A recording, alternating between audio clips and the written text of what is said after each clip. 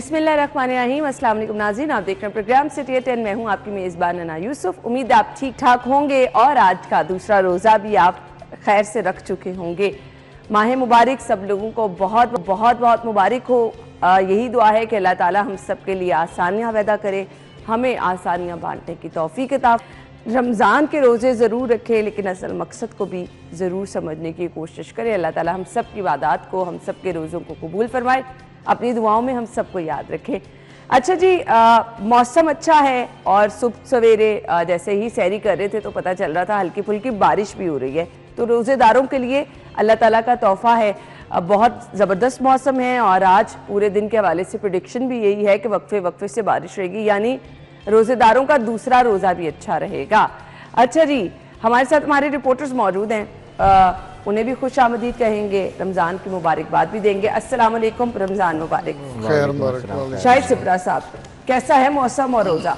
बिस्मिल्लाहिर्रहमानिर्रहीम। मौसम तो आपके सामने बहुत सुहाना हुआ है और रोज़ा तो फिर देखें मुकद्दस माह है, ऐसे में तो आपको इबादत भी करनी है, नौकरी भी करनी है, सारी चीज़ें साथ साथ चलती हैं। तो मेरे ख्याल में वो जो एक होता था ना, रोजे के साथ एडजस्ट होना है, लेकिन मौसम अच्छा है तो बंदा एडजस्ट हो रहा है। अच्छा, वो एक दो शुरू वाले रोजे फील होते हैं, फिर आपकी रूटीन बन जाती है। नहीं, अब तो नहीं, उसमें अब तो वेदर ही नहीं है। बिल्कुल सही कह रहे हैं। फील उस वक्त होता था जब आपका हफ्स गर्मी उस मौसम में जब और दुरानियाँ ज्यादा होता था। अब तो मेरे ख्याल 12 घंटे का बड़ी मुश्किल से जाके रोजा बनता है। हाँ जी, ऐसे ही है। तो 11 घंटे का बल्कि बन रहा है, तो उसमें आप देखें कि क्या होगा। तो नहीं है इतना, वो मौसम इसी तरह चलता रहा तो फिर तो मेरे ख्याल में बहुत अच्छा लग रहा है कि पूरे रमजान मौसम। और दूसरा मैं कहता हूँ कि मौसम से हट के भी देखें, एक ऐसा फरीजा है जो उम्मत मुस्लिमा पे है, फर्ज है, रोज़ा रखना फर्ज है। और जिन पे है लोग ये एक महीना खुसूसी इबादत में गुजारते हैं। आज सुबह के औकात में या कल की अगर मैं बात करूँ, कल मेरी ड्यूटी थी तो कल लाहौर में ऐसे लग रहा था यहाँ बसता ही कोई नहीं है, कोई सड़क कोई रहता ही नहीं है। उसकी क्या वजह थी कि एक इतवार का रोज था, एक पहला रोजा तो लोग अपने घरों में थे। हालांकि शहरी और अफ्तारी के औकात में आपको गहमा गहमी नजर आती है, अफ्तारी के औकात में बहुत ज़्यादा आती है। लेकिन हम कल जब अफ्तारी के औकात में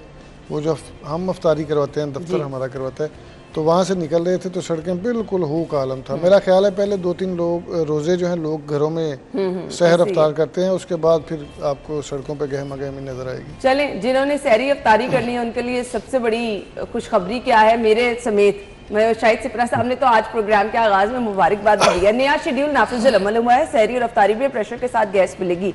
बहुत बड़ी ब्लेसिंग है, नो डाउट। आपने बहुत सारा एहतमाम करना है या कम एहतमाम करना है, एक बुनियादी ज़रूरत है।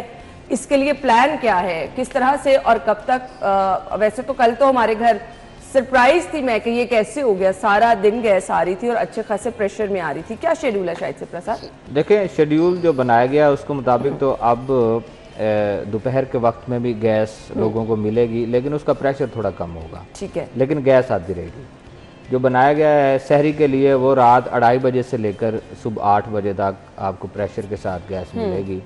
गो के सहरी का वक्त उस वक्त ख़त्म हो जाता है, लेकिन उस सुबह 8 बजे का बुनियादी तौर पर मकसद क्या है कि बच्चों ने स्कूल जाना है, उनके लंच या उनका नाश्ते की तैयारी या उस हिसाब से उसको रखा गया। इसी तरह अफ्तार के औकात में दोपहर 2:30 बजे से लेकर रात 10 बजे तक रखा गया है। ये वहाँ तक भी मिलेगी प्रेशर के साथ गैस। जो आपने कहा ब्लेसिंग, इसमें कोई शक नहीं है। बुनियादी तौर पर लाहौर शहर की गैस को चलाना एक बहुत मुश्किल टास्क होता है। उसकी क्या वजह है कि आपका सिस्टम बहुत पुराना हो चुका है, बहुत सीधा सिस्टम है। कई जगह पे पाइपलाइन जो आपने 5-6 फीट पे बिछाई थी, आज वो 30 फीट पे नीचे गहराई में जा चुकी है। टाइम तो जैसे गुजरता जाएगा ये मजीद पुराना होता जाएगा, तभी इसको नया मैं उसी तरफ आ रहा हूँ। अब 1.5 अरब के करीब जो जिसकी वजह से फ़ायदा हुआ है, और ये क्रेडिट एक बंदे को जाता है, वो आपके जीएम लाहौर हैं राशिद अनायत साहब। वो बेसिकली रहने वाले भी लाहौर के हैं और उनका डिप्टी चीफ से लेकर जीएम बनने तक सारा सफ़र ही लाहौर रीजन के साथ है। चौक चौराहे सड़कों तक पाइपलाइंस के नक्शे कहाँ क्या जा रहे हैं उनको ज़बानी याद हैं। आप किसी वक्त कोई भी बंदा चला जाए उनसे टेबल पे बैठ गए। बेसिकली रिहेबिलिटेशन का प्रोजेक्ट उन्होंने शुरू किया, तकरीबन 1.5 अरब रुपए का बजट मंजूर करवाया, जिसमें से आधा लग चुका है और कई सैकड़ों किलोमीटर लाइन्स बिछ चुकी हैं। वो इलाके जहाँ पे कहते थे कि पानी आ गया पाइपलाइंस में, महीना महीना गैस नहीं आती थी, वो सारे पाइपलाइंस तब्दील हो गए हैं। अगर SNGPL इसी तरह काम करती रही और ये पाइपलाइन तब्दील होते रहे और एक वक्त आएगा कि आपको ये जो गैस की बंदिश करना पड़ती है आप इससे निकल जाएंगे। बुनियादी तौर पर एसएनजीपीएल बंदिश क्यों करती है? लीकेजेस की वजह से लाइन लॉसेस का सामना करना पड़ता है। आप प्रेशर के साथ गैस जब दे देते हैं तो वो लीकेजेस होती हैं, जो वो गैस ज़ाया होगी तो आपका लाइन लॉस है, वो खसारा है। उससे बचने के लिए गैस बंद की जाती है।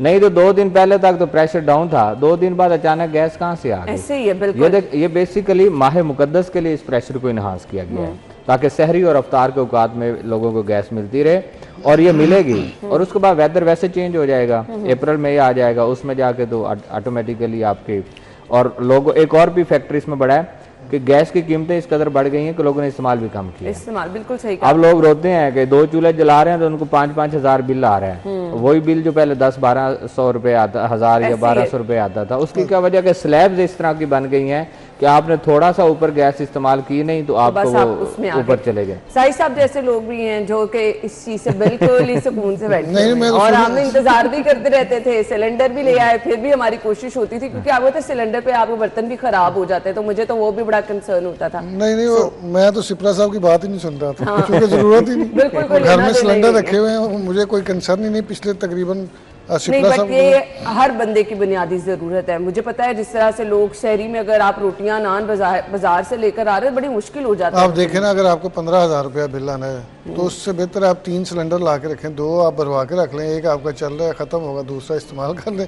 ये आप सोचे ही नहीं, ये टेंशन ही नहीं है कि आपके पीछे से गैस आ रही है नहीं आ रही। ये देखें कितनी बड़ी खुशी है अना के लिए कि हमारे घर में गैस आ रही है। ये मैं सुन के ये देखें ना, ये जो बुनियादी ज़रूरियात हमारी पूरी हो रही है। मैं लिटरली जब आप कह रही थी यहाँ पे सिप्रा साहब के साथ डिस्कस कर रही थी कि मेरे घर में गैस आ रही है, तो ये कितनी खुशी की बात है। इस तरह बता रही थी जैसे कोई ईद का समय है ना। तो वाकई ऐसे सारी सर्दियाँ गीजर नहीं आप चला सके। हमने 2 साल जब ये शुरू हो रहा था, मेरा ख्याल 2010-11 के करीब 2 साल हमने गैस का मुँह नहीं देखा। फिर वो कोई कंप्रेसर वाला लोग कहते थे, हमने वो भी लगा के देख लिया, उससे भी हवा ही आती थी। तो हमने कहा इसको छोड़े, वो कनेक्शन तो है, वो बराए नाम ही है, लेकिन हमारा वही चलते हैं सिलेंडर ही। तो इससे बेहतर है कि आप इंतज़ार करें, गैस आएगी, प्रेशर आएगा तो फिर रोटी बनेगी।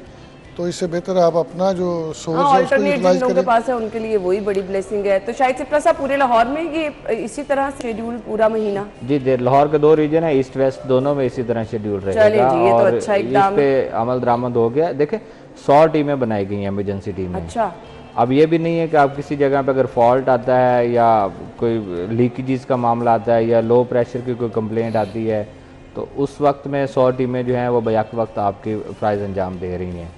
तो मेरे ख्याल में अच्छी बात है। देखें एक तरफ माह मुकद्दस है, सहरी अफ्तारी में अगर यही जिस तरह आप कह रही हैं कि बच्चे का दूध गर्म करना मुश्किल हो जाता है जब आप ऑफिस से जाती हैं, तो सहरी के औकात में खुदा न खास्ता ही आप पे वक्त आ जाए तो वो पूरा खानदान की बहुत मुश्किल है जी, बहुत मुश्किल। इसलिए मेरे ख्याल में ये जो प्लानिंग करके चलाया जा रहा है 1 महीना चले, माह मुकद्दस तो अच्छा गुजर जाएगा। शहरी के औकात में अगर ना आए गैस या अफ्तारी के औकात में ना आए तो खवातीन को तो खुशी है, वो घर से बाहर जाके अफ्तारी या शहरी करेंगे। सही साहब वो भी अब आसान नहीं है चीजें जो आप घर में आदमी ने जो आप ऐसे हम तो घर में ही माशाल्लाह जिस तरह से। लेकिन मैं जो कल रेट्स देख रहा था ना शहर, कल इतवार था, आपने क्या तैयारी की है? कल क्या बनाया था अफ्तारी? कल तो माशाल्लाह खासा बड़ा दस्तरखान। नहीं, आपने क्या बनाया था? मैंने रोल बनाए थे, इसके अलावा पकौड़े बनाए थे। और लेके बाजार मिलजुल के बना लेते हैं ना, बाजार से लेके फ्राई किए थे। बाजार वाली चीजों को हम बिल्कुल प्रेफर नहीं करते, घर बनाते हैं। और लेकिन जो अफ्तारी शहरी के जो रेट्स हैं ना वो बड़े खतरनाक हैं, बहुत ऊपर चले गए। इसलिए लोगों के लिए इसलिए आपको कह रही हूं आसान नहीं है। Welcome back once again. और आज की खबर नेक्स्ट जो हम डिस्कस करने जा रहे हैं जी, महंगाई के सदेबाब के लिए जाम क्रैकडाउन किया जाएगा, अफसरान को टास्क मिल गया है। अगर आप कुछ करना चाहें, अगेन हम बारहा जो है वो कंपैरिजन करते हैं जो क्रैकडाउन किया गया तजावुजात के खिलाफ और जिस तरह से आपको बहुत सारे बाजार फिलहाल तो क्लियर नज़र आ रहे हैं। हो सकता है शायद ईद के पास जाकर क्योंकि ज़्यादा काम शुरू हो जाता है, स्टॉल्स वगैरह लग जाए तो कुछ कहा नहीं जा सकता, बट 2 महीने से जो हम बाज़ारों की सूरत हाल देख रहे हैं, नो डाउट उसको अप्रिशिएट भी किया जा सकता है। सवाल यह है कि जब आप ये कर सकते हैं तो फिर आप सब कुछ कर सकते हैं। महंगाई कंट्रोल करना, अभी माह मुबारक में फ्रूट अगर कोई खरीदने जाए तो एक दफ़ा आपको पता लग जाता है, सब्जी खरीदने जाएँ मतलब डबल कीमतें हो गई हैं। साहिब साहब, किस महंगाई के सदेबाब के लिए क्रैकडाउन किया जाएगा? यहाँ पे आपने तजावुजात के खिलाफ कार्रवाई करनी थी तो वो बिल्कुल आपको लोग मुतहरक नजर आए। और चीज़ें हमें क्लियर होती हुई भी नज़र आई। ट्रैफिक पुलिस कभी हेलमेट पे जब काम कर रही होती है तो आपको क्रैकडाउन होता हुआ नज़र आ रहा होता है, फिर आप लोगों को हेलमेट पहनवा भी रहे होते हैं, उस पर इम्प्लीमेंटेशन भी हो रहा होता है। लेकिन जो प्रोजेक्ट्स आपने सिर्फ कागज़ों की हद तक, प्रेजेंटेशन की हद तक रखने हैं, वो सिर्फ ये बातों की हद तक ही हैं। अगर आपने महंगाई के सद्देबाब के लिए काम करना है ना, तो आपको सबसे पहले सुबह आपकी जो टीमें सब्ज़ी मंडी जाती हैं ना, जो आपका डीसी ने जाना होता है, एसपी रैंक के अफसर ने जाना होता है, जो इजला में डीपीओज़ ने भी साथ जाना होता है, पुलिस अफसरान ने भी, तो वहाँ पे जो कीमतों का तयन होता है ना, उसके बाद आपके सारे बाज़ारों में एक एक बंदा आपका, एक कांस्टेबल रैंक का चला जाए, एक आपका डिस्ट्रिक्ट गवर्नमेंट का बंदा चला जाए, सिर्फ आप रेट लिस्ट मैक्सिमम 15 मिनट लगते हैं। आप चाहे वो करियाना स्टोर्स पे चले जाएं, आप चाहे फ्रूट की जो रेहड़ियाँ हैं, जो शॉप्स बनी हुई हैं, जो सब्जियों की दुकानें हैं, उन पे आप जाके देख लें, आपकी महंगाई कंट्रोल हो जाएगी। लेकिन यहाँ पे एक दूध वाले की दुकान पे जाएं, वहाँ पे 200 रुपये है, दूसरे के पास जाएं 220 है, किसी और के पास जाएं 180 है। इसका मतलब है एक तो आपका मेयार ठीक नहीं है। जब रेट में फ़र्क आ रहा है तो इसका मतलब है कि दूध में कोई ना कोई ख़राबी है किसी जगह पे, जो 20-30 रुपये का फ़र्क है। दही में भी इस तरह फ़र्क है, गोश्त में चले जाएं उस वहाँ पे भी इसी तरह के रेट्स हैं। कौन सी वो कमेटियां हैं जो पिछले हम बचपन से लेके रोज़ सुनते हैं कि यहाँ पे रेड हुआ, यहाँ पे पर्चा दिया गया, लेकिन अगले दिन वही रेट्स चल रहे होते हैं, उसी तरह ही सारा कुछ इम्प्लीमेंट हो रहा है। अच्छा, महंगाई होना एक अलहदा बात है, चीज़ों की डबल कीमतें होना, केला, अमरूद, फ्रूट तो खास तौर पर डबल कीमतें हो गई हैं। देखिए साई साहब की वही बात है ना, यहाँ जब हम बात करेंगे किसी बाज़ार में खड़े हो गए या किसी रेडी बाज़ार जो अभी भी लगे हैं, या आप उसको संडे बाज़ार जो गुजर गया है उस पर बात कर लें, तो वो यही कहते हैं कि हमें सब्ज़ी मंडी से महंगे दामों की मिल रही है।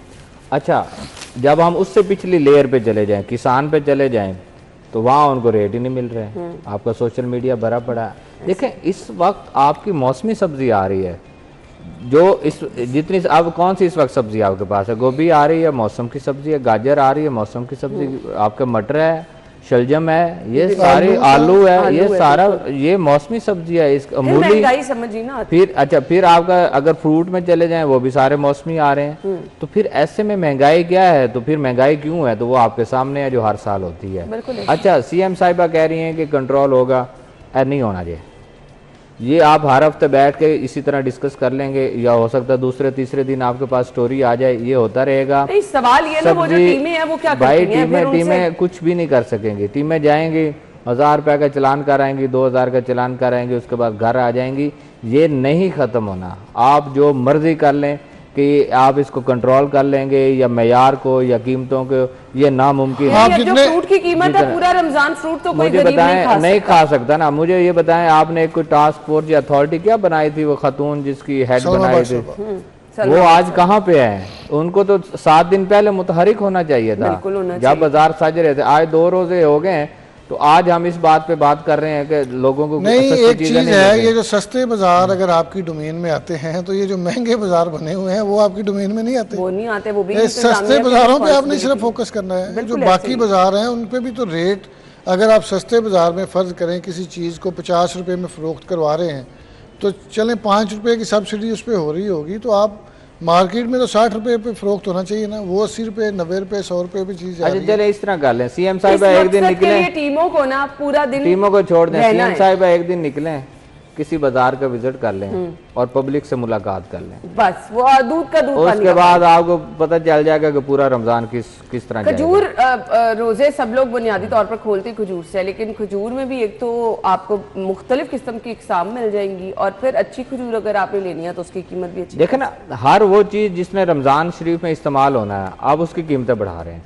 फल है वो लाजमी आना है, दूध है वो लाजमी आएगा, उसके बाद अशिया ज़रूरी है। अच्छा, साथ में आप नीचे एक स्टोरी और छपी हुई जो सबसे बढ़ गई, चीनी की अचानक कीमत क्यों बढ़ना शुरू हो गई? बिल्कुल, और हर रमजान ये होता है, रमजान से मतलब आप मशरूबात बननी है ना अफ्तारी के औकात में, बिल्कुल ठीक है। कोई दूध बनाएगा, कोई वैसे शरबत बनाएगा, कोई जिस तरह मीठा कुछ भी बनाएगा तो उसमें इस्तेमाल होगा, तो फिर उसकी कीमतें क्यों बढ़ रही हैं? बिल्कुल, प्राइम मिनिस्टर साहब कह रहे हैं कि उसको कंट्रोल करें। इसलिए ये इस तरह का महीना, जब त्यौहार हमारे यहाँ माजरत के साथ जब आते हैं तो लोग महंगे दामों हर चीज़ कर देते हैं, लेकिन पूरी दुनिया में कहीं चले जाएं, जब भी कोई त्यौहार आया तो इस तरह के बाजार सजा दिए जाते हैं कि आप सोच भी नहीं सकते। मेरी रात दोस्त एक हैं, वो यूके से आए, मेरी उनसे मुलाकात हुई तो कहते वहाँ बाजार लगे हुए थे, कहते मैं तो कीमतें सुन के हैरान हुआ हूँ कि रमज़ान से पहले जो मुस्लिम कम्युनिटी है वो बाजार लगाते हैं और इस कदर सस्ती चीज़ें कि हम सोच भी नहीं सकते। तो ये आपके रिलीफ कैंप में क्या चीजें सस्ती मिल रही है? आपने तो कल विजिट किया होगा। कौन सा रिलीफ कैंप? आप देखें कि ये सिर्फ ये रिलीफ स्टॉल्स लगाए, ये सिर्फ हमारे मुल्क में होता है कि ये हमारे मुल्क में होता है कि डीसी रेट की चीज़ें पड़ी हुई हैं और बाकी ये क्या भाई मजाक है आवाम के साथ। बाकी ममालिक में तो हमने कभी नहीं देखा, एक ही रेट पे चीज़ें पड़ी होती हैं। डीसी रेट ही एक रेट होना चाहिए, उसी पे इम्प्लीमेंट होना चाहिए।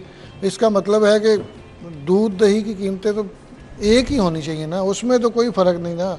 चलें फ्रूट में कुछ आ गया जी, कोई केले अच्छी क्वालिटी के हैं, कुछ कम अच्छी क्वालिटी के होंगे, कुछ बिल्कुल फ़र्क होंगे तो वो बहुत सस्ते होंगे।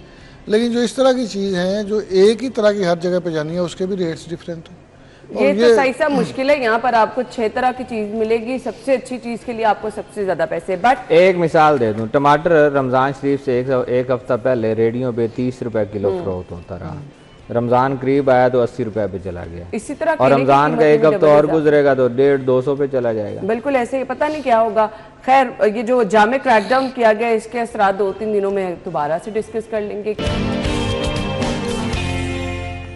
Welcome back. और इसी को हम पिछली खबर से रिलेट कर रहे थे, बल्कि अप्रिशिएट भी कर रहे थे। MCL रेगुलेशन विंग फील्ड में मुतहरिक है तो क्यों महंगाई कंट्रोल करने वाले मुतहरिक नहीं हो सकते? खैर चलें, उसके लिए तो आप देखते हैं जी क्या काम होगा। शहर में तजावुजात माफिया के खिलाफ कार्रवाइयां जारी हैं और इसका रिजल्ट भी हमें बहुत अच्छे तरीके से शहर में नजर आ रहा है। शायद से प्रसा देखिए, तजावुजात के खिलाफ जो ऑपरेशन हो रहा है उसको तो सराहना चाहिए, इसमें तो कोई दूसरी राय नहीं है। मैं आपको बताता हूँ, मैं अपने शहर की अगर बात की करूँ, रेल बाज़ार जो हमने बचपन में देखा कि एक सिंगल मोटर बाइक वहाँ से गुजरना मुश्किल होती थी, आज वो इतना चौड़ा नज़र आता है कि उसमें 3 गाड़ियाँ आराम से गुजर सकती हैं। बचपन सारा वहीं गुजर गया, जाते थे आते थे, नहीं था की जद में रहा इतने साल वो रहा कि पता ही नहीं था कि ये इतना चौड़ा बाजार है। जब वो क्लियर हुआ तो उसके बाद पता चला कि आप 3 गाड़ियां आराम से गुजार सकते हैं। इसका मतलब वो कितना चौड़ा बाजार था। और इस तरह आपके बहुत सारे हैं। आप लाहौर शहर में अगर हम जिक्र कर लें, अंदरून शहर पे जाएं, आप बागबानपुरा चले जाएं, आप इचरा इवन के इचरा बाजार के जा सकते हैं। अदरवाइज पैदल चलना मुश्किल हो जाता है। लाइन में लोग, एक लाइन आ रही होती थी, एक जा रही होती थी, इस तरह लोग जाते थे। तो मेरे ख्याल में ये जो गवर्नमेंट ने काम किया है, ये उस कहते हैं ना वो सब दिमाग आ गई है, इस पे तो बहुत सारी चीजें भी चलती रही सोशल मीडिया पे।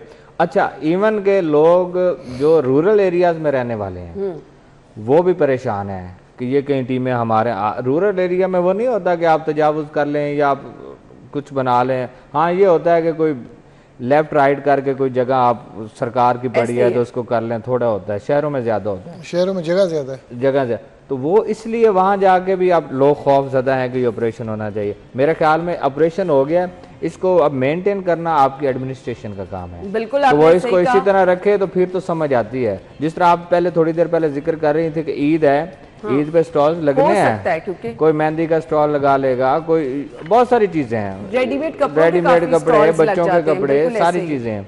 तो उनको भी मेरे ख्याल में नहीं लगने देना चाहिए। ये एक आपने फार्मूला बना दिया है, थोड़ा सा अगर रिलीफ ईद के दिनों नहीं, क्यों रिलीफ? देखे ना किस बुनियाद पे रिलीफ? आपकी दुकान में एक दफा आपने करवा दिया आपने, हाँ ये भी बात सही है। फिर आप किसी को थोड़ी सी स्पेस देते हैं, लोग फिर उस पे कब्जा उसी पे चले जाएंगे। ऐसे ही है। आप तो जैसे सिपरा साहब कह रहे हैं, मैं अपने डस्का शहर के बाजार में गया तो मैं खुद बड़ा हैरान, यानी लाहौर के अलावा बाहर भी हमें ये पूरे पंजाब में हो रहा है, और सियालकोट में, लाहौर में, गुजरावाला में, वो इलाके जहाँ से गुजरना महाल होता था, जहाँ पे गाड़ी तो बड़ी दूर की बात, बाइक पे आप नहीं गुजर सकते थे, वो बाज़ार अब बड़े खुले हो गए हैं। मैं गड़ी शाहू को देखूं तो गड़ी शाहू में कभी मैंने 25-26 साल में नहीं देखा कि वो एक अल्लामा इकबाल रोड से आपने रेहड़ियाँ हटी हुई देखी हैं। अब वहाँ पे रेहड़ी नज़र ही नहीं आती। मसला ये है कि अगर आपने ऑपरेशन कर लिए हैं पूरे पंजाब में, उस पर इम्प्लीमेंट ज़रूर करवाएं। ये ना हो कि 1 माह बाद फिर वही माफियाज दोबारा एक्टिव हो जाएं, फिर आपकी वो नहीं, ये काम होते हैं, आपको मुसलसल फॉलोअप लेना होता है। एक दफ़ा ऑपरेशन करके अगर आप बैठ जाएंगे तो वो हमने माजी में बड़ी मिसालें देखी हैं। आपके पास जितनी आप देखें ना, जितनी गवर्नमेंट की जगह है वो ज़रूर रिकवर भी करवाई जाए। अगर वहाँ पे किसी ने तजावुज़ात बनाई हैं वो हटवाई भी जाएँ, वो हर सूरत में रिकवर होनी चाहिए। चूँकि बहुत सारे ऐसे एरियाज़ हैं जहाँ पे आपकी 2 गाड़ियाँ गुजरती हैं, इससे पीछे फुटपाथ के साथ लोगों ने आपका कम से कम 10-10 फुट जगह कब्जा किया हुआ है। तो अगर वो क्लियर हो जाती है तो आपकी एक तो खूबसूरती बढ़ेगी, एक स्पेस बढ़ेगी, गाड़ियाँ पार्किंग करने का जो मसला है वो हल हो जाएगा। चूँकि बाज़ार में जब आप जाते हैं तो पहले आगे फट्टा लगा होता है, उसके आगे रेडी लगवाई होती है, उसके आगे भी कोई ना कोई बंदा बिठाया होता है।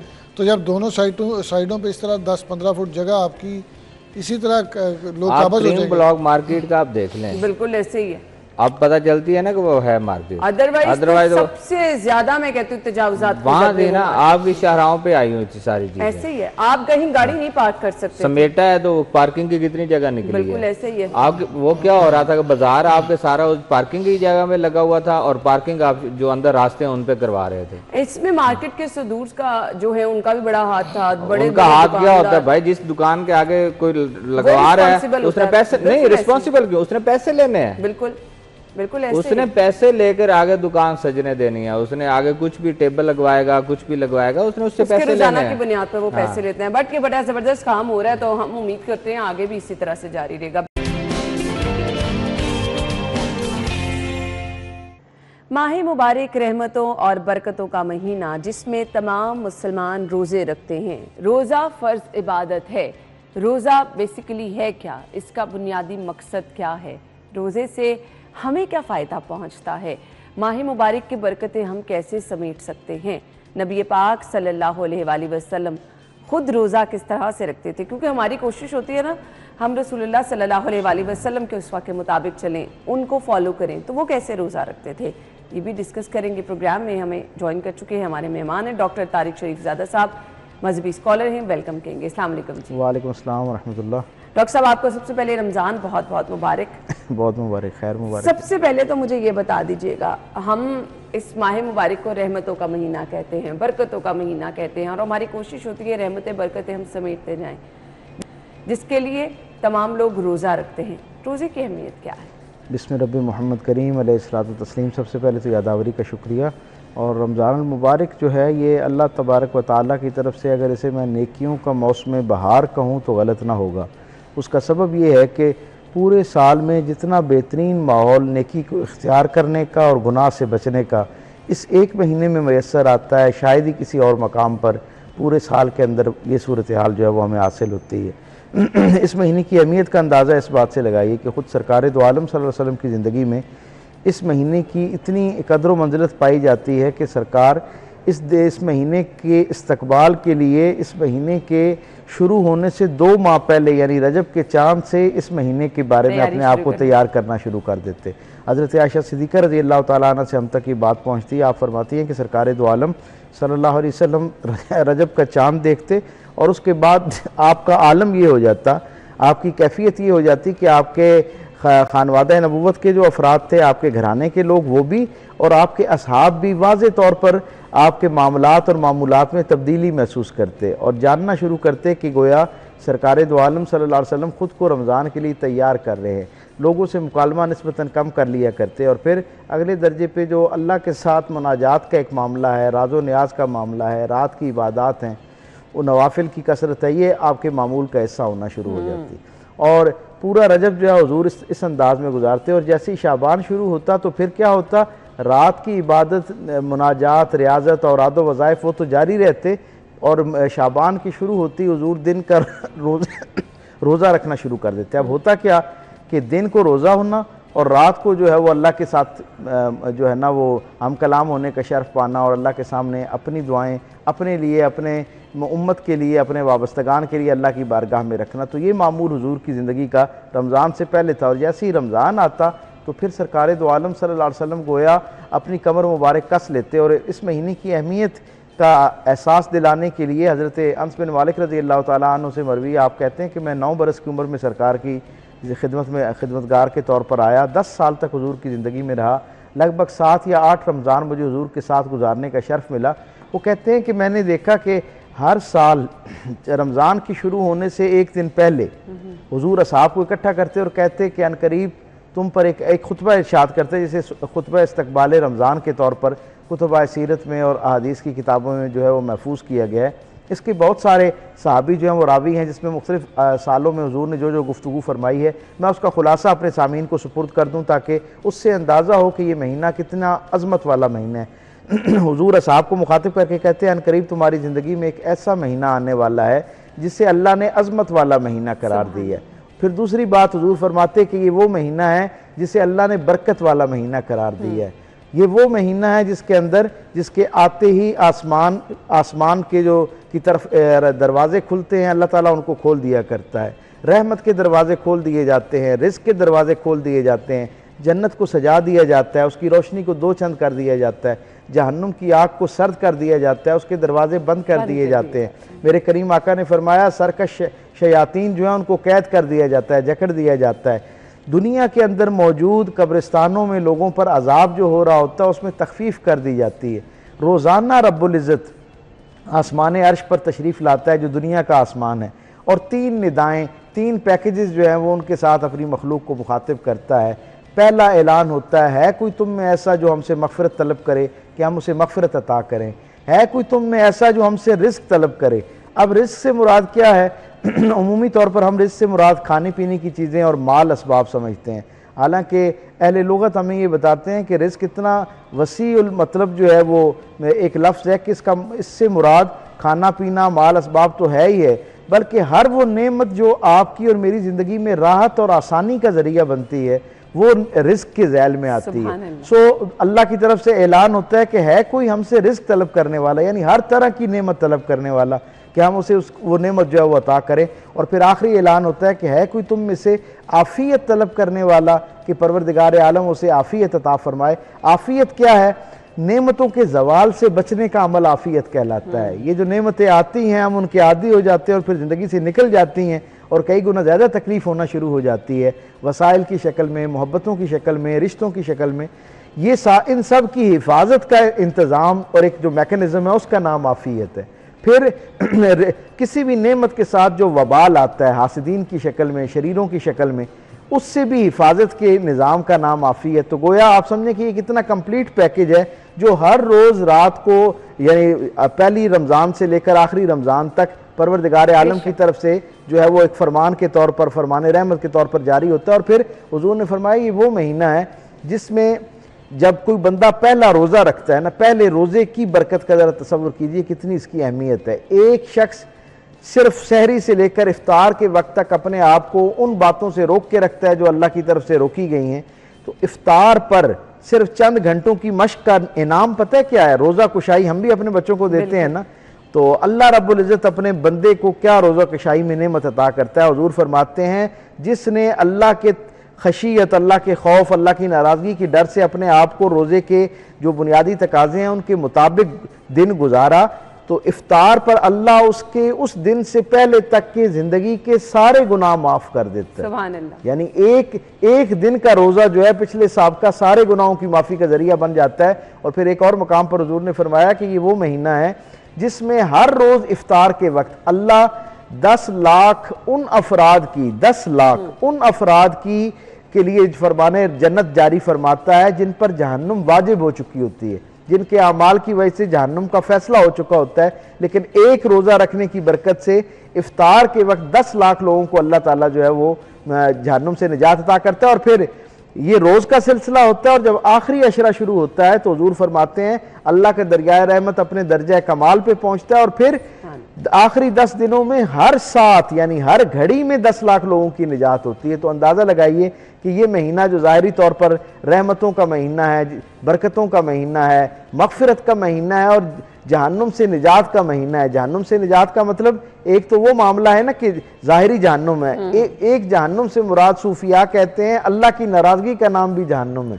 वो कहते हैं कि ये अल्लाह से हमेशा एक ताल्लुक़ को मजबूत कर लेने का महीना है, क्योंकि ये एक तरबियत गाह है। अल्लाह की तरफ से इनाम तो है ही है, लेकिन ये नेमत के साथ साथ एक मोहलत और तरबियत गाह है। हकीकत में इसका मकसूद ये है कि बंदा मोमिन एक महीने में इतने फेवरेबल इन्वायरमेंट के अंदर, इतने यानी नेकियों की तरफ राग़िब करने वाले माहौल के अंदर अगर अपने आप को अल्लाह के साथ जोड़ने की मशक कर ले और इस आदत को पुख्ता कर ले तो ये फैज़ जो है अगले 11 महीनों तक भी उसकी ज़िंदगी के अंदर दाखिल रहता है और शामिल रहता है। बिल्कुल। सो रोज़ा इंसान को किस तरह से फ़ायदा पहुँचाता है? हम तो बज़ाहिर देखते हैं ना कि हम रोज़ा रख रहे हैं तो अल्लाह ताला हमें सवाब देगा, बेशक वो हमारी हेल्थ के लिए भी बड़ा अच्छा है, हमें हर तरह से प्रोटेक्ट करता है ना रोजा। हम कुछ सोच रहे हैं उस पे भी, हमारी सोच पे भी। देखिए रोज़ा क्या है, कुरान हकीम ने जहाँ रोज़े की फ़र्जियत का हुक्म दिया है ना, उसी आयत के अंदर ही, कुरान कितना कामिल कलाम है कि उसी आयत के अंदर अल्लाह रब्बुल इज़्ज़त ने मकसदियत रोज़ा भी बयान कर दी। यानी कहा कि या अय्युहल्लज़ीना आमनू कुतिबा अलैकुमुस्सियाम कमा कुतिबा अलल्लज़ीना मिन क़ब्लिकुम लअल्लकुम तत्तकून। ए अहले ईमान, सबसे पहले तो जब भी मैं ये आयत पढ़ता हूँ मेरे दिल से दिमाग को जाते सारे रास्ते मुअत्तर होना शुरू हो जाते हैं। मैं उस शर्फ का एहसास करने लगता हूँ कि परवरदिगार आलम ने बाकी मखलूक को मुखातिब नहीं किया, सिर्फ अहले ईमान को मुखातिब किया है। वरना कुरान हकीम में या अय्युहन नास कह के भी अल्लाह ने बहुत सारी मकामात पर पुकारा है, लेकिन यहाँ अहले ईमान को मुखातिब करके कहा गया कि तुम्हें रोज़े फ़र्ज़ किए गए, और ये कोई नई बात नहीं है, तुमसे पहलों पर भी फ़र्ज़ किए गए। मकसद क्या है पहलों के रोजे का भी और तुम्हारे रोजे का भी, कि तुम तकवा इख्तियार करो। अगर कोई तकवे की मफहूम को समझ लेना तो मैं समझता हूं कि उसको रोजे का मफहूम समझ आना शुरू हो जाता है। और तकवा क्या है, ज़ाहिरी तौर पर हम इसका लफ्जी तर्जमा जो है वो परहेजगारी करते हैं, लेकिन तकवे का बुनियादी मकसद जो मैं एक तालिब इल्म के तौर पर समझता हूँ वो ये है कि ऐसी परहेज, ऐसा खौफ कि अल्लाह की नाराजगी से अपने आप को बचा के रखना, यानी अपने मामलात में, मामूलात में, कौल में, फेल में, अमल में, किसी हत्ता के अपने ख्याल में अपने आप को इतना एहतियात पसंद कर लेना कि मेरा कोई अमल ऐसा ना हो जो अल्लाह से मेरे और अल्लाह के दरमियान फासले को बढ़ाने का जरिया बन जाए, अल्लाह की नाराजगी का जरिया बन जाए। अल्लाह की वो जो रहमत खासा इस महीने के अंदर और उमूमी तौर पर मेरी तरफ रहती है, मैं उससे कहीं महरूम ना कर दिया जाऊं। तो ये एहतियात जो है ये मैं समझता हूँ असल में बुनियादी मश्क और मकसूद है। असल टारगेट इस महीने का ये होना चाहिए। हमारा थोड़ा सा मामला ये है कि अल्हम्दुलिल्लाह इर्द गिर्द माहौल तो बड़ा हमारे रमज़ान से बिल्कुल मुताबिकत वाला होता है, लेकिन हमारी तरबियत क्योंकि नहीं होती और हम सिर्फ खाने पीने से बाज आने का नाम रोज़ा समझते हैं। हम ज़ुबान, मुँह और जो हमारा मैदा है उसकी एहतियात का नाम रोज़ा तस्वुर करते हैं। हालांकि रोज़ा जो है वो आपकी ज़ुबान का भी होता है, आपकी आंख का रोज़ा भी है, आपके कान का रोज़ा भी है, हत्ता कि जैसे मैंने पहले कहा कि सूफिया तो कहते हैं कि आपके ख्याल का रोज़ा भी होता है। आपको अपने यानी ख्यालात और फिक्र की तहारत और उस पर भी इतनी एहतियात रखनी है कि मैं हालत रोज़ा में हूँ। सरकार खत्मी मरतबत सल्लल्लाहु अलैहि वसल्लम ने फरमाया ना कि एक शख्स जो है वो रोज़े की हालत में है और कोई उससे झगड़ा करता है, तकरार करता है, तो वो आगे से क्या जवाब दे, वो हक पर है नहीं है, उसके पास उसकी दलील मौजूद है नहीं है, वो सिर्फ एक बात कहे, खास सामने वाला कितनी तकरार कर रहा हो, कि वो उसे कहे कि नहीं भाई मैं हालत रोज़ा में हूँ इसलिए मैं तुमसे तकरार नहीं कर सकता। तो जो रोज़ा जिसका तकाजा ये है कि बंदों के, अच्छा और यहाँ पर एक और बड़ी अहम बात है कि हम अल्लाह के मामले में तो फिर एहतियात कर लेते हैं, लेकिन बंदों के मामले में एहतियात जो है वो हमारे यहाँ बहुत कम इसका रिवाज पाया जाता है। यानी अजीब एक नफ्सियाती सा मसला है कि पूरी कौम जैसे ही रोज़ा इख्तियार करती है तो हम ये समझते हैं कि हमें स्पेशली ट्रीट किया जाए आज, क्योंकि मैंने रोज़ा रख ली है।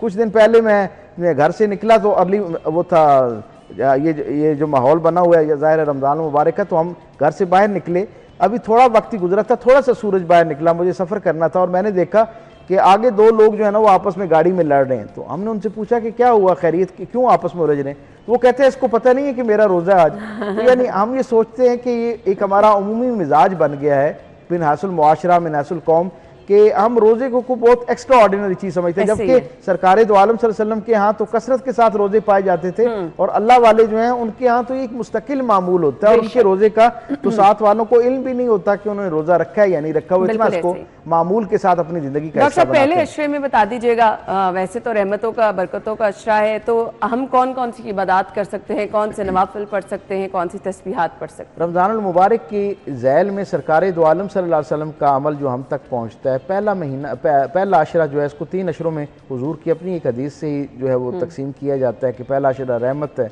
दूसरा अशरा मगफिरत है और तीसरा जहन्नुम से निजात का अशरा है। जो पहला अशरा है उसमें भी और पूरे रमज़ान में भी सरकार दो आलम सल्लल्लाहु अलैहि वसल्लम का मामूल एक तो ये था कि हुजूर किल्लत कलाम फरमाया करते थे, यानी कसरत कलाम, ज़्यादा नहीं बातचीत किया करते थे, महदूद बात किया करते थे। एक तो बहुत सारे मसाइल का हल जो है वो कम बोलना है, मैं ये समझता हूँ, फिर कम खाना है, फिर कम सोना है।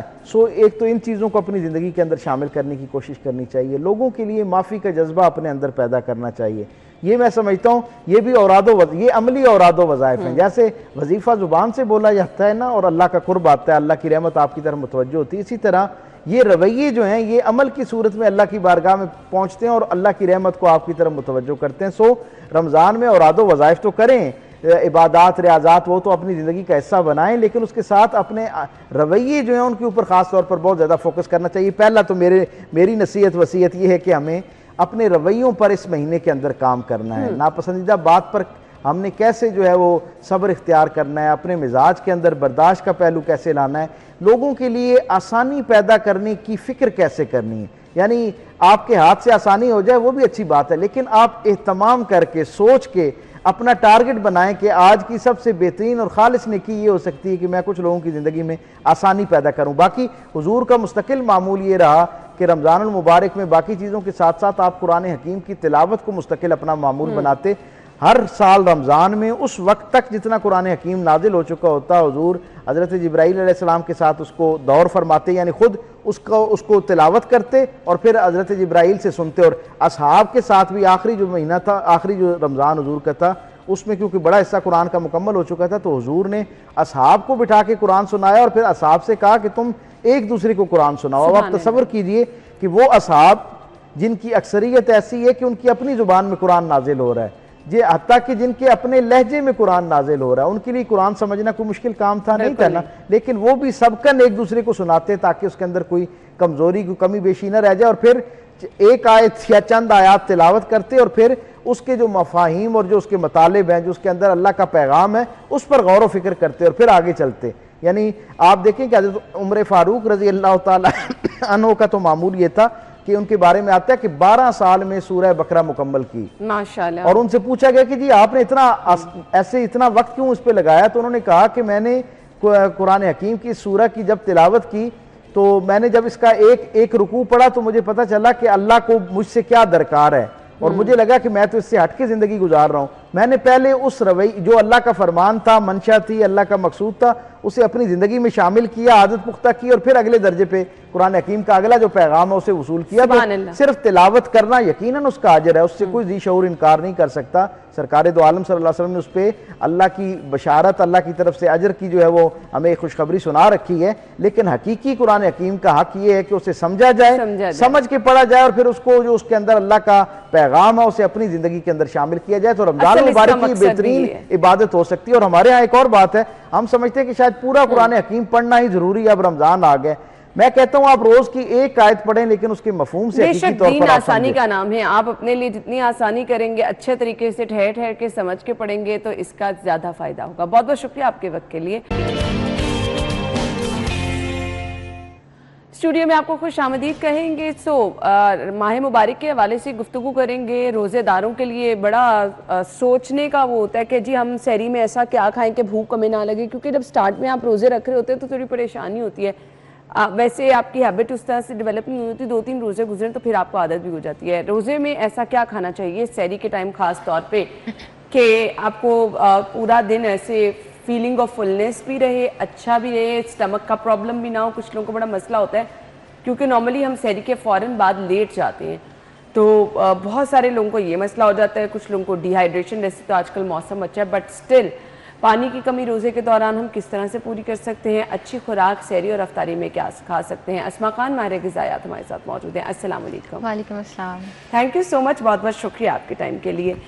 रमज़ान में हम सब लोगों की खास तौर पे सहरी में कोशिश होती है ज़्यादा सारा खा लें, पूरा दिन भूख ना लगे, पानी एकदम से ज़्यादा सारा पी लें, भूख ना लगे, प्यास ना लगे। हमने सहरी में खाना क्या क्या है? मैडम मैं बहुत ज़्यादा बताना चाहती हूँ, बहुत सारी चीज़ें हैं जो लोगों को पता होनी चाहिए। अच्छा, सबसे ज़रूरी बात यह है कि आपकी डाइट इसलिए ज़रूरी है ताकि आप ये जो रोज़े का आपका फरीज़ा है आप अच्छे तरीके से अंजाम दे सकें। ये ना हो कि जैसे आप कह रही हैं ब्लॉटिंग हो जाती है, इनडाइजेशन, तो सारा दिन बस आप फिर लेटे पड़े रहें या आप में कोई एनर्जी फील ना करें, ना आपकी जॉब्स जो हैं प्रॉपर हो रही हैं।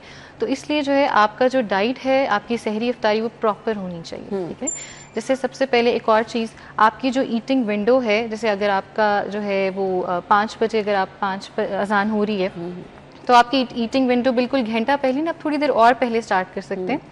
अब जैसे उसमें मैं आपको बताऊंगी कि आप फ्रूट्स जो हैं वो एज एपेटाइज़र लें। फ्रूट्स जो हैं बहुत अच्छे एपेटाइज़र होते हैं, और अगर आपको कुछ लोगों को प्रॉब्लम है कि अगर डिनर ले लिया है आपने तो उसके बाद सहरी खाने में उनको प्रॉब्लम होती है, तो पहले आप फ्रूट्स लेंगे एज एपेटाइज़र, आप वाटर लें, उसमें आप चिया सीड्स ऐड करें, वो आपका एक एपेटाइज़र ड्रिंक बन जाएगा। उसके बाद फिर आप सहरी करें। और सहरी में सबसे इम्पॉर्टेंट एलिमेंट जो है वो आपका प्रोटीन होना चाहिए और कॉम्प्लेक्स कार्बोहाइड्रेट्स, ये 2 चीज़ें। अब जैसे अगर आपको मैं एग्जांपल मील प्लान बताती हूँ, जैसे फॉर एग्जांपल आप स्टार्ट करेंगे, खजूर आपने सहरी में भी ऐड करनी है। खजूर इज़ नॉट ओनली फॉर इफ्तार, सहरी में भी बहुत अच्छी चीज़ है। आप खजूर का इस्तेमाल करें। उसके बाद आप एग्स लेंगे। एग्स अगर आपको ऑमलेट की फॉर्म में पसंद है तो आप कोई वेजिटेबल ऑमलेट बना लें, जैसे स्पिनच जो है वो बहुत अच्छी चीज़ है, तो आप स्पिनच चीज़ ऑमलेट का इस्तेमाल कर सकते हैं। प्रोटीन आ गया, वेजिटेबल्स आ गई। और अब एग्स जो है वो बहुत हाईली बायोअवेलेबल प्रोटीन होता है, इजी टू डाइजेस्ट है, और जैसे आप इजी टू मेक हैं, तो सबसे एग्स जो है वो आपने लाजमी ऐड करने हैं। उसके बाद आप अगर आप ऑट्स ले सकते हैं, ऑट मील ले सकते हैं, दलिया जो है वो बहुत अच्छी चीज़ है। नहीं तो आप पराठा भी खा सकते हैं, लेकिन ये है कि आप आधा पराठा लें, ठीक है। आप उसको उसकी जगह अगर आपने मील को कंप्लीट करना है तो आप दाल ऐड करें। अच्छा, which is also very good source of protein. तो मूंग जो मूंग दाल है वो भी बहुत ईजी टू डाइजेस्ट होती है, तो आप उसको ऐड कर सकते हैं। आप किस तरह आप उसको कंज्यूम करेंगे, जैसे आप अभी मैंने आपको बताया है कि आप आधा पराठा, 2 एग्स ले लें, 1 खजूर आप खाएं, उसके साथ आप हाफ बोल जो है वो आप मूंग दाल वैसे खा लें, ठीक है। इट्स नॉट कि आपने उसको पराठे के साथ ही खाना है, उसके ऊपर आप जो है वो थोड़ा सा क्यूकम्बर ऐड करें। तो ये जो अब आपकी सहरी। और एक और चीज़, योगर्ट अब आपने पोर्शन साइज़ का ध्यान रखना है। फॉर एग्जांपल अगर आप 6 to 8 टेबल स्पून ऐड कर लेते हैं, which is also good source of protein. तो अब ये जो आपकी सहरी होगी इसमें आपका फाइबर भी है, प्रोटीन भी है, कैल्शियम का सोर्स भी आ गया, और हाइड्रेशन जो है वो हमने क्यूकम्बर की फॉर्म में भी ऐड की। तो ये जो है वो एक आपकी कंप्लीट एक हेल्दी जो है वो सहरी है।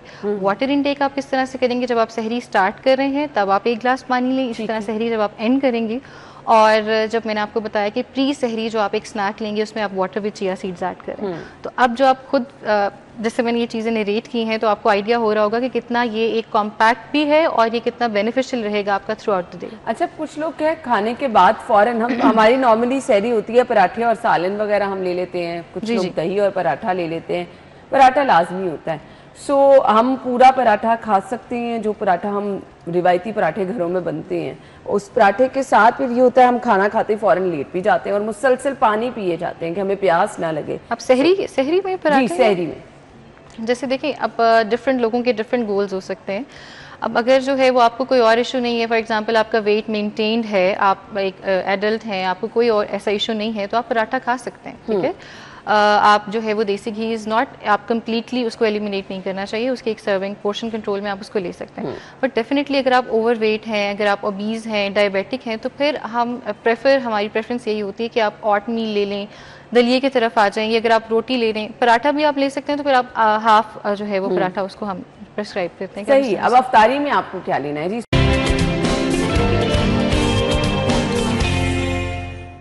Welcome back. गुफ्तगू का सिलसिला आगे बढ़ाएंगे और अफ्तार की हम बात करने वाले हैं, जो कि मेरे ख्याल से खास तौर पे लाहौरियों की अगर हम बात करें तो आपका फेवरेट मशगला जिसे कहते हैं ना, वो होता है कि आपने मैक्सिमम चीज़ें बनानी है। अफ्तार में क्या होना चाहिए? मैडम, बिफोर जंपिंग टू अफ्तार, सबसे पहले एक चीज़ जो सब लोगों के लिए बहुत इंपॉर्टेंट है, उनको पता होना चाहिए कि आपने, जो मैं अपने क्लाइंट्स को भी कहती हूँ कि आप स्पेसिफिकली रमज़ान के लिए अपने आप को प्रिपेयर करें, ठीक है। आपकी जो हेल्थ है वो एक आपका सस्टेनेबल एक लाइफस्टाइल अप्रोच है, तो आप रमज़ान से पहले फिट हों, जैसे आप हाइड्रेटेड हों, आपकी जो है प्रोटीन इनटेक अच्छा हो, ताकि आप रमज़ान में अच्छे तरीके से रोज़े रख सकें और आप जो है वो पूरा दिन अच्छा गुजार सकें। अब जैसे इफ्तार की बात आती है तो वही चीज़ें जिसके लिए आप अपने आप को प्रिपेयर करेंगे, जो नॉर्मल हेल्दी चीज़ें हैं, वही आपकी इफ्तार का पार्ट होनी चाहिए, ठीक है। और इफ्तार जो है वो एक मील नहीं है, जिस तरह से मैंने आपको बताया कि प्री सहरी एंड सहरी, इसी तरह से इफ्तार एंड पोस्ट इफ्तार। तो 2 आपके पास विंडोज़ हैं, ईटिंग विंडोज़, इसलिए आपने सारा कुछ सिर्फ इफ्तार के टाइम पे नहीं खा लेना। आपने ये सोचना है कि इसके बाद में पोस्ट इफ्तार डिनर एक मील और लूँगा, ठीक है।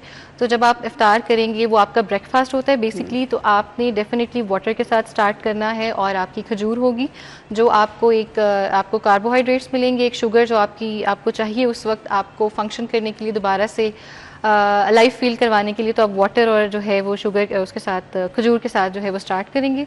उसके बाद फ्रूट, एक आप फ्रूट चाट जो है वो एक आप कह लें कि फैंसी चीज़ है, अगर आप हेल्दी प्रेफरेंस पूछेंगे तो आप एक फ्रूट जो है, कोई भी फ्रूट आप उसको शिफ्ट करके आप ले सकते हैं। फॉर एग्जांपल बनाना के साथ फिर अमरूद हो सकते हैं, कोई भी डिफरेंट फ्रूट्स जो है वो आप ले सकते हैं।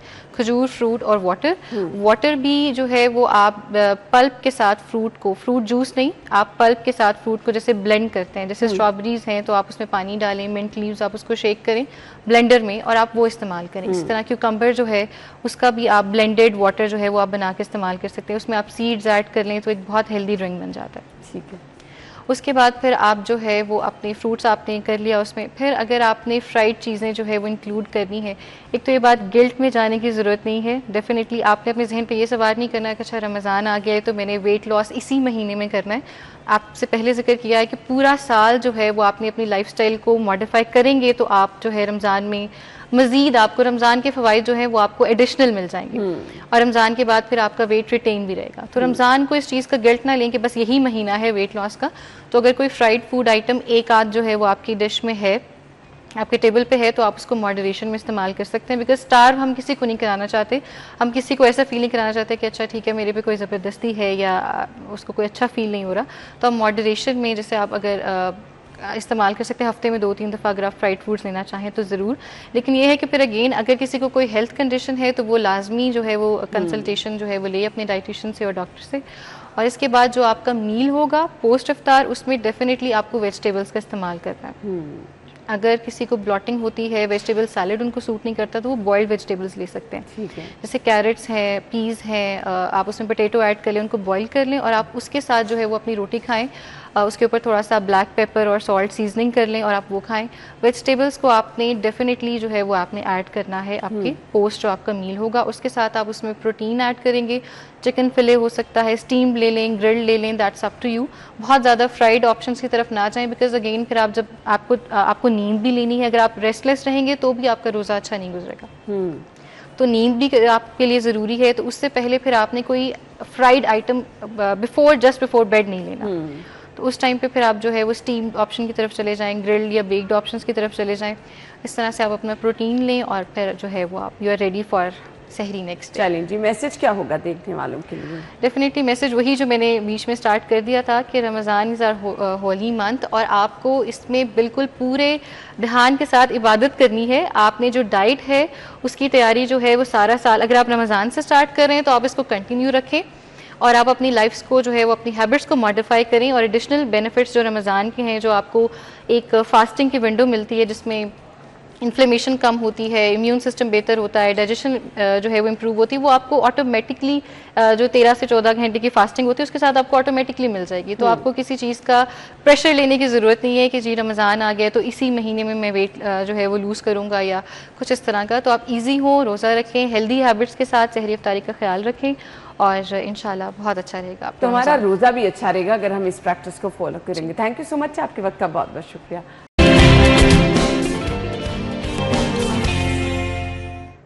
एक बार फिर से खुश आमदीद कहेंगे। आज की बर्थडे लिस्ट की तरफ आ जाते हैं। मोहम्मद मुताहिर की सालगिरह है, जीशान शाहिद की सालगिरह है, इसके साथ जी हिना नासिर की सालगिरह है, महक माजिद की सालगिरह है, लाइबा नूर। आप सब लोगों को सालगिरह की मुबारकबाद। Wish you a very happy birthday.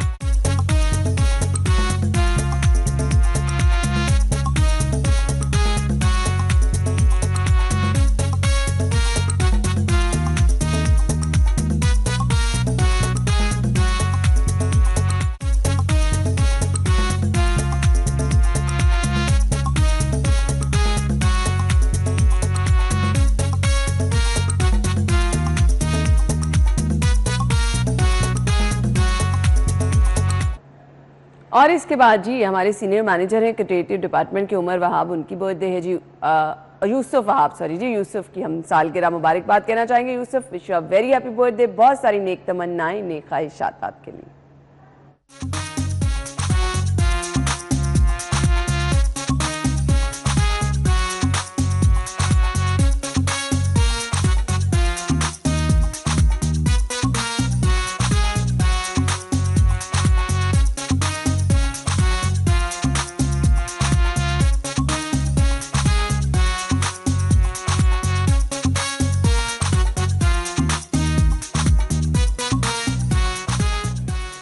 Yusuf, happy birthday once again. इसी के साथ ही प्रोग्राम का वक्त पहुंचा इख्तिताम को। आप अपना ख्याल रखिएगा और हमें दुआ में याद रखिएगा। इजाज़त दीजिए, अल्लाह हाफ़िज़।